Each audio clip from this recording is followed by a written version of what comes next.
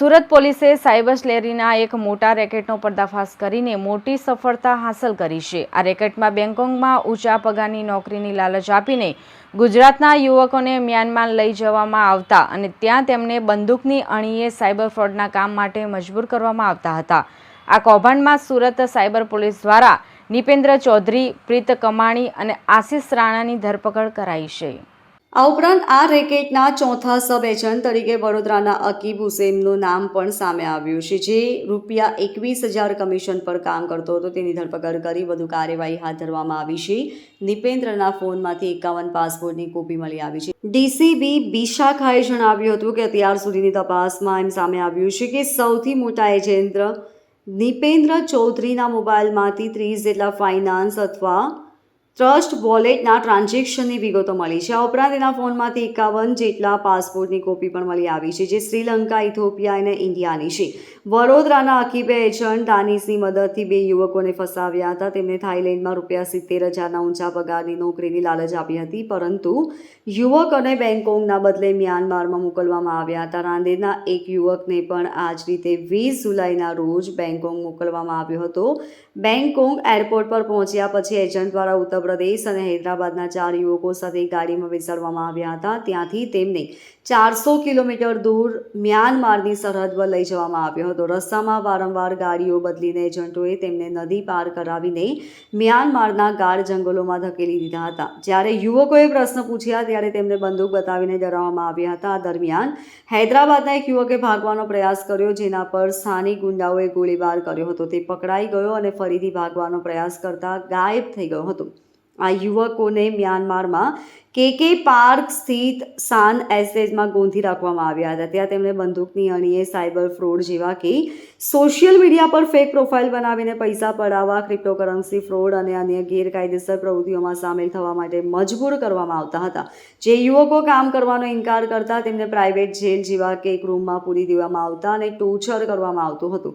યુવકોને બાનમાં લેવા કરંટ પણ આપવામાં આવતો હતો। આ 4 આરોપીઓની ધરપકડ અને તેમની પૂછપરછ બાદ સુરત પોલીસે એક ગુપ્ત ઓપરેશન હાથ ધર્યું હતું। સુરત અને વડોદરાના 2 યુવકોને બચાવવા માટે પોલીસ અને સરકારી એજન્સીઓએ આંતરરાષ્ટ્રીય સ્તરે પ્રયાસો કર્યા હતા। આ ઓપરેશનના ભાગરૂપે બંને યુવકોને હેમખેમ મ્યાનમારથી પાછા લાવવામાં સુરત પોલીસે મોટી સફળતા મળી છે। એ એકચ્યુઅલી સબ એજન્ટ તરીકે કામ કરતો હતો। એમનો કોઈ સીધો કમ્યુનિકેશન હાલ સુધી તપાસમાં બહાર નથી આવ્યું કે સીધો ત્યાં સાયબર સ્લેવરીની ગેંગ સાથે જોડાયેલો હોય મ્યાનમારમાં, એવું કોઈક નથી। પણ કોઈ બીજા એજન્ટ સાથે કામ કરતો હતો, તો એમ સબ એજન્ટ તરીકે એમને 2 માણસો અત્યાર સુધીમાં મોકલ્યું છે ત્યાં, અને એના માટે એમને જે કમિશન મળી છે એ ₹21,000ની છે।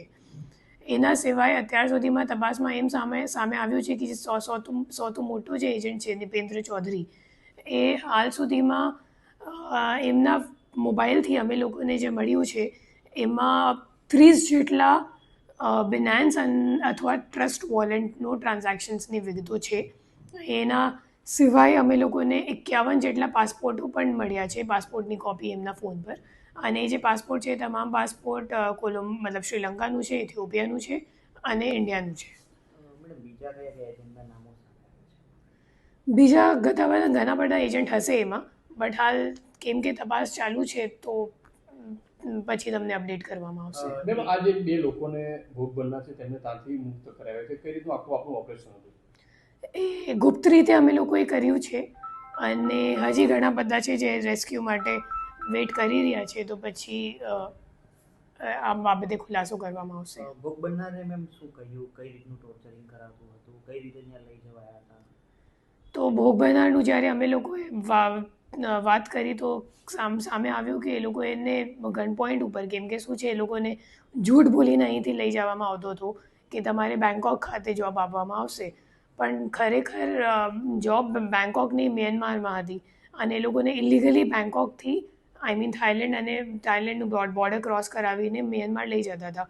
અને લઈ જવાનો જે રસ્તો હતો કેમ કે ઇલીગલ હતો, તો પછી જંગલો અને પહાડો અને વચ્ચેથી નદીઓ આવું બધું ક્રોસ કરાવતા હતા। તો ત્યારે એ લોકોને જ્યારે શંકા થઈ કે ખરેખર કંઈક તો ગડબડ લાગે છે, તો એ લોકોએ કીધું કે મને પરત ભારત જવાનું છે। તો જ્યારે એ લોકોએ એમ કીધું તો પછી એ લોકોનું ફોન સામેવાળાએ લઈ લીધા, જે ગેંગવાળા હતા, અને પછી ગન પોઈન્ટ ઉપર આખા રાસ્તા ગન પોઈન્ટ ઉપર એ લોકોને ક્રોસ કરાવીને ત્યાંથી મ્યાનમાર મિલિટરી આવીને એમને કંપનીમાં લઈ ગઈ. અને પછી ત્યાં જઈને પણ જ્યારે એ લોકોએ કીધું કે અમે લોકોને આ બધું કામ નથી કરવાનું, સાયબર ફ્રોડનું કામ, તો પછી એ લોકો ત્યાં પ્રાઇવેટ જેલ ત્યાં બનાવેલું છે કંપનીઓ. તો કંપનીઓ પછી ત્યાં પ્રાઇવેટ જેલમાં જે લોકો ના પાડે એમને જબરદસ્તી પછી ત્યાં મૂકી દે અને જમવાનું નથી આપતા અને ટોર્ચર કરે છે, શોષણ કરે છે.